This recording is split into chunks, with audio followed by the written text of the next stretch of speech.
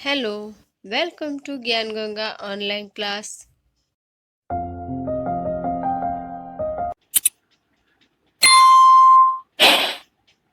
आज हम कक्षा 6 का विषय हिंदी कविता नंबर 7 वह देश कौन सा है यह कविता पढ़ते हैं, जिसके कवि श्री राम नरेश त्रिपाठी हैं। इनका जन्म 1881 ईस्वी में और इनका निधन 1962 ईस्वी में हुआ था। श्री राम नरेश त्रिपाठी का जन्म उत्तर प्रदेश राज्य के कोदुलीपुर गांव में हुआ था। अपने काव्यों द्वारा आपने राष्ट्रीय चेतना जागृत करके देश प्रेम और राष्ट्रीयता की अनुभूतियों को व्यक्त किया है। मिलन, पथिक, मानसी और स्वप्न आपकी कविताओं का संग्रह है। प्रस्तुत काव्य में भारत देश की महिमा गाई गई है। कवि अपने देश को अनूठा दर्शाते हुए उनकी भौगोलिक स्थिति एवं सांस्कृतिक विरासत का गान किया है। भारत देश विश्व में किस प्रकार महान है, यह बात इस कविता के माध्यम से उन्होंने बड़े ही खूबसूरती से और बहुत खूबी से दर्शाया है। तो चलिए इस कविता को पढ़ते हैं, परंतु इस कविता में आए कुछ कठिन शब्दों को पहले जान लेते हैं।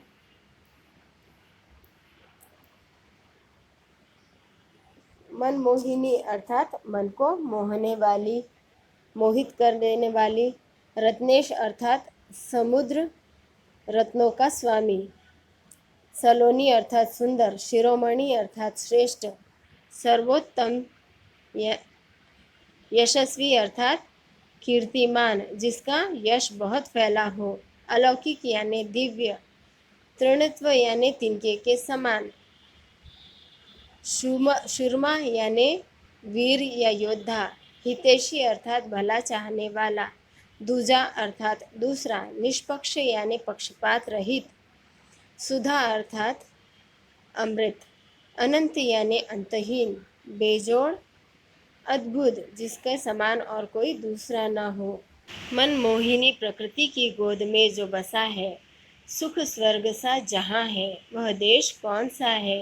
जिसके चरण निरंतर रत्नेश धो रहा है, जिसका मुकुट हिमालय, वह देश कौन सा है। नदियाँ जहाँ सुधा की धार बहा रही है, सींचा हुआ सलोना, वह देश कौन सा है। प्रस्तुत पंक्तियाँ राम नरेश त्रिपाठी द्वारा रचित वह देश कौन सा है इस कविता से ली गई है। इस कविता में कवि प्रकृति की सुंदरता का इतना मोहक वर्णन करते हैं। वे कहते हैं कि हमारा देश, भारत देश, प्रकृति की गोद में बसा वह स्वर्ग के जैसा सुंदर देश है, जिसकी सुंदरता बिल्कुल बयां नहीं की जा सकती, जिसका मुकुट हिमालय बना हुआ है और समुद्र उसके चरण धो रहा है। अर्थात हमेशा वह उनके चरणों में समुद्र है। ऐसा वह देश हमारा है, भारत देश, जिसके बड़े रसीले फल, कंद, नाज, मेवे सब अंग में सजे हैं, वह देश कौन सा है। जिसमें सुगंध वाले सुंदर प्रसून प्यारे दिन रात हंस रहे हैं, वह देश कौन सा है। अर्थात इतनी नदियां हैं अतुल्य, अमृत के जैसे, जिसकी तुलना नहीं की जा सकती, बिल्कुल अमृत के समान ऐसे बहुत सारी नदियां हैं जिनका जल प्रवाह होते रहता है और वह बिल्कुल अमृत के जैसा जल है, जिसके कारण हमारी फसलें फलों से फूलों से लदी हुई है, जिसके कारण सिंचाई के लिए यह पानी पर्याप्त होता है। यहाँ के लोगों को खाने पीने के लिए भरपूर अनाज पैदा होता है तथा यहाँ के कंद मूल फल मेवे सभी बहुत ही रसीले और मीठे हैं, बिल्कुल अमृत के समान हैं। कविता में कवि यह बताना चाहते हैं कि हमारे देश की सभी नदियाँ बिल्कुल अमृत की तरह है, मीठी है। जिसकी भूमि पर नदियाँ सींची जाती है, नदियों द्वारा खेती सींची जाती है, वहाँ के कंदमूल फल सभी एकदम रसीले हैं और मीठे हैं, वह देश हमारा भारत देश है। मैदान गिरी वनों में हरियालियाँ लहराती, आनंदमय जहाँ है वह देश कौन सा है? जिसकी अनंत धन से धरती भरी पड़ी है, संसार का शिरोमणि वह देश कौन सा है? सबसे प्रथम जगत में जो सभ्य था, यशस्वी जगदीश का दुलारा वह देश कौन सा है?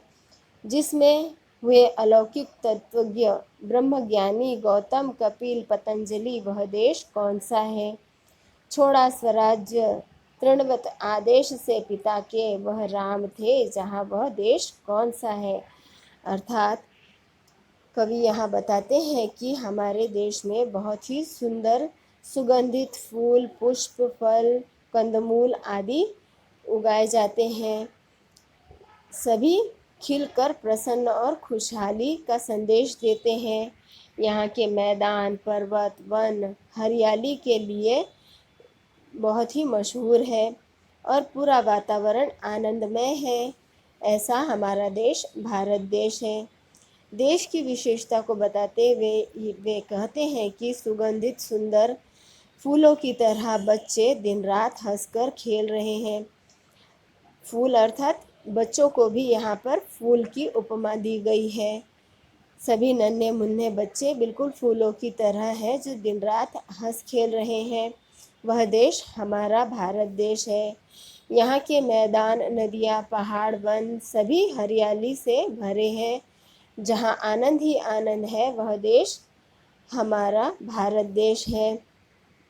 सबसे प्रथम जग में जो सभ्य था, यशस्वी जगदीश का दुलारा वह देश भारत देश। जहाँ धन संपदा से भरपूर हमारा देश विश्व में सिरमौर की तरह है, अर्थात मुकुट की तरह है। वह देश सभ्य में और यशस्वी में भी आगे है। इस देश में ईश्वर भी अपने प्रेम बरसाते हैं।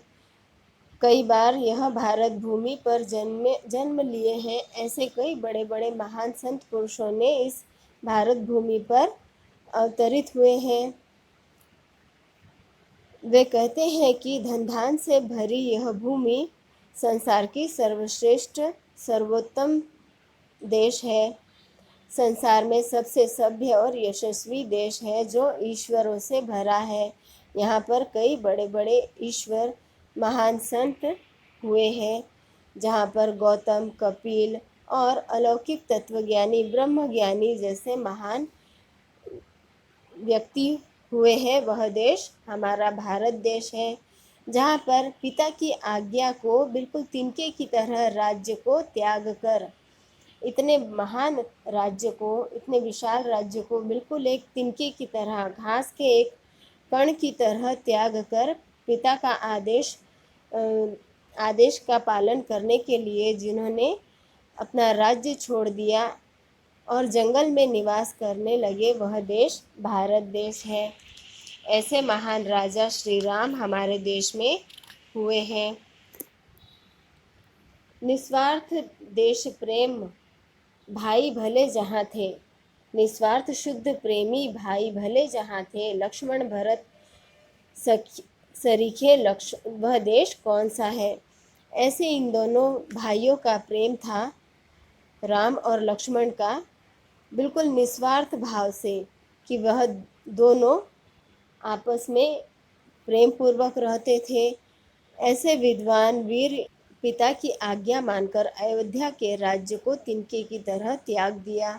उनके निस्वार्थ और शुद्ध हृदय वाले तथा आपस में प्रेम करने वाले लक्ष्मण और भरत जैसे भाई भी हुए हैं। विद्वान वीर योगी गुरु राजनीतिकों को कृष्ण थे जहाँ पर, वह देश कौन सा है? विजय बलि जहाँ के बेजोड़ शूरमा थे, गुरु द्रोण भीम अर्जुन वह देश कौन सा है? अर्थात राम लक्ष्मण और भरत जैसे निस्वार्थ प्रेम करने वाले भाई हमारे देश में हुए।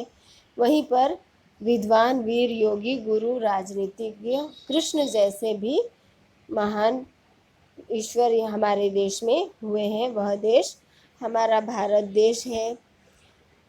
ऐसे श्रेष्ठ राजनीतिज्ञों श्री कृष्ण का जन्म हुआ है यहाँ की धरती ऐसे वीरों और कई सामना नहीं कर सकते हैं। ऐसे वीरों का कोई सामना नहीं कर सकता है। ऐसे लोग योद्धा सदा विजय प्राप्त करते हैं। इन वीर पुरुषों में गुरु द्रोणाचार्य जहाँ के बेजोड़ शूरमा थे। गुरु द्रोण, भीम, अर्जुन, वह देश कौन सा है? अर्थात ऐसे शूरवीर हो चुके हैं कि जिनको परास्त करना असंभव है। जिसमें दधीची, दानी, हरिश्चंद्र, कर्ण से थे। सब लोग का हितैषी वह देश कौन सा है? वाल्मीकि, व्यास ऐसे जिसमें महान कवि थे। श्री कालिदास वाला वह देश कौन सा है? निष्पक्ष न्यायकारी जन जो पढ़े लिखे हैं वे सब बता सकेंगे कि वह देश कौन सा है। अर्थात कवि यहाँ बताते हैं कि गुरु द्रोणाचार्य, भीम, अर्जुन जैसे विजेता जिन्हें कोई हरा नहीं सकता, ऐसे बलवान योद्धा हमारे देश में हो चुके हैं। वह भारत देश हमारा है, जहाँ पर दानवीर कर्ण तथा हरिश्चंद्र, दधीची जैसे दानी हो चुके हैं। वह देश हमारा भारत देश है, जहाँ पर वाल्मीकि, व्यास, कालिदास जैसे महान कवि हो चुके हैं। ऐसा देश भारत देश है।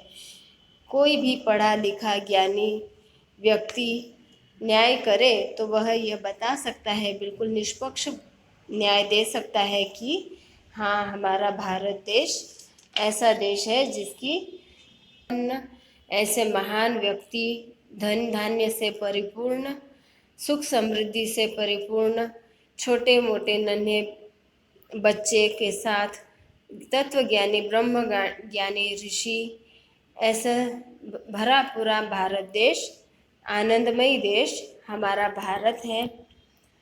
देश के विषय में यह जानकारी बताते हुए कवि प्रश्नोत्तर के माध्यम से भारत की महिमा का रोचक रूप यहाँ पर प्रस्तुत किया है।